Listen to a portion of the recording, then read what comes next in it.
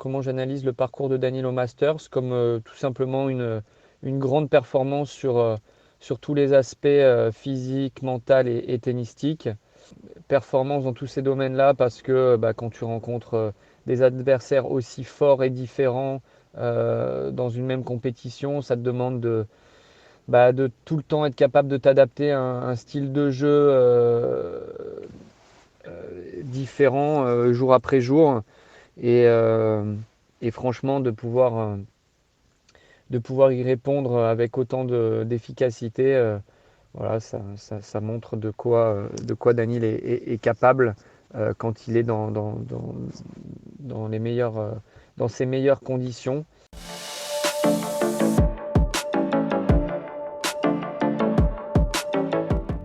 À un moment donné, pour battre ces mecs-là, il faut faire un peu plus, voire beaucoup plus que simplement bien jouer au tennis.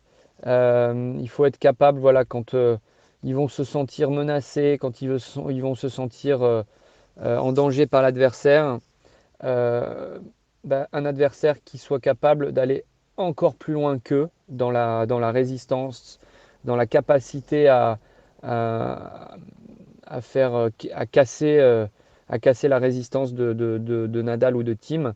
Et ça, c'est un niveau, un palier que Daniil n'avait pas encore atteint à ce niveau-là. Et, euh, et que, qu'il a dû découvrir encore un peu plus pour gagner ces matchs. Et je le répète, c'est grâce à eux, grâce à ces adversaires, grâce au niveau de ces deux adversaires notamment, que Daniil peut aller chercher ces niveaux supplémentaires.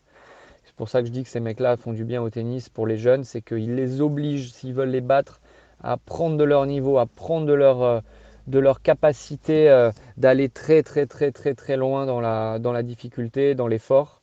Et c'est ce que Daniil a été capable de faire sur ces deux matchs. Voilà. Et donc là, il a passé il est allé dans une zone de son niveau, encore une fois dans toutes les dimensions, dans lesquelles il n'était pas encore allé. Et ça, il va en ressortir avec quelque chose en plus qui va lui donner, à mon avis, une confiance et un niveau moyen encore plus élevé, quoi.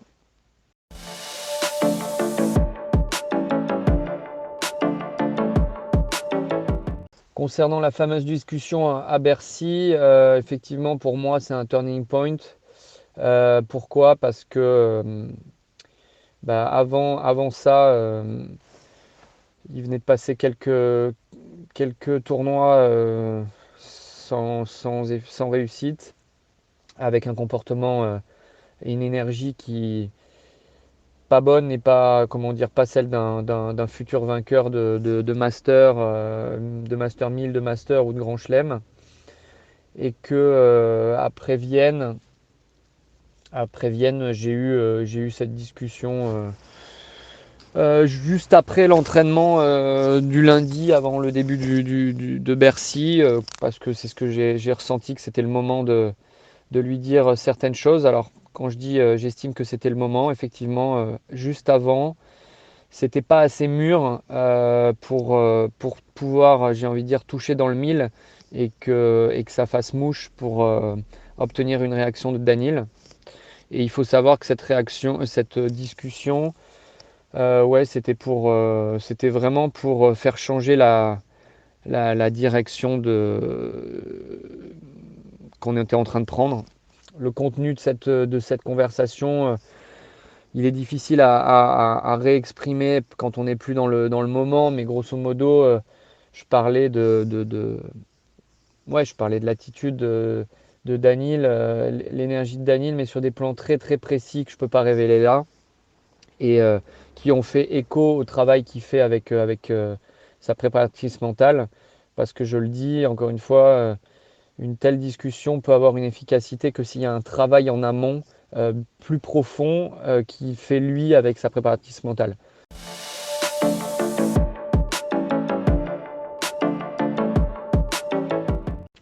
Ce que ça représente pour Daniil et pour moi, alors je vais plus parler pour moi parce que pour Daniil, lui seul peut répondre à cette question. Pour moi, Sur le plan personnel et professionnel, c'est comment dire, la réalisation, la concrétisation du travail que je fais avec Daniel et qui parfois est invisible, mais où je sais moi où j'agis, comme on a parlé de cette discussion avant Bercy, mais comme plein d'autres petits moments, encore une fois, qui sont impalpables et où il se passe plein de choses. Donc voilà, c'est un sentiment de joie et de fierté par rapport à l'accomplissement d'un travail. Voilà, ça c'est vraiment quelque chose de noble, j'ai envie de dire, parce que je sens en moi que je suis ultra heureux et satisfait de ça, et en même temps, je prends ça de manière très simple et très humble. Voilà. Après, je rajoute que ça rajoute un sentiment que Daniel atteint un niveau qui peut lui permettre vraiment de gagner des grands chelems. Même si la route est encore longue, il y a encore plein de choses à atteindre. Mais en tout cas, ça, encore une fois, je dis ce qu'il a fait dans ce tournoi-là, dans ces deux tournois, mais surtout au Master, ça donne vraiment le, le, le, le sentiment qu'il peut le faire, qu'il peut aller chercher des grands chelems, quoi. Enfin, déjà un, quoi.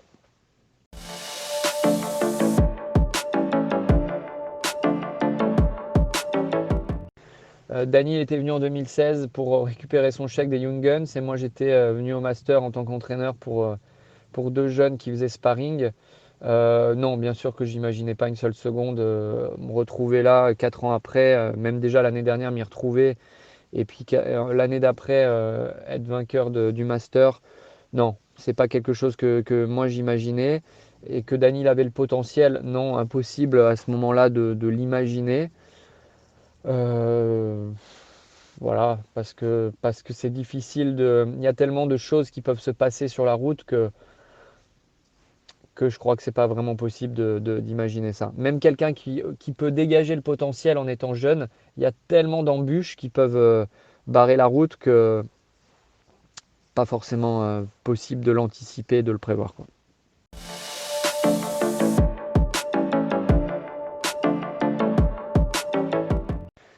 Les aspects sur lesquels Daniel a le plus progressé, tous les aspects. Euh, Là, sur un tournoi comme Bercy et le Masters, c'est encore une fois au niveau interne, euh, niveau mental et interne, où il s'est passé quelque chose, où il a passé un échelon, mais parce qu'il travaille en continu là-dessus, et que bon, la route n'est pas linéaire, donc c'est pour ça qu'il y a des moments où il peut y avoir encore des moments où c'est difficile pour lui, mais de ce côté-là, il progresse, côté physique, il progresse, côté tennistique, il progresse aussi, enfin dans tous les paramètres. Voilà, là, il a montré au niveau du jeu qu'il était capable de mettre une certaine, des certaines nouveautés, variétés dans son tennis qu'on n'imagine pas, que ce soit au retour, que ce soit avec des coups de toucher, que ce soit au filet, et tout ça assemblé dans tous les jeux qu'il est capable de produire, ça donne beaucoup d'options.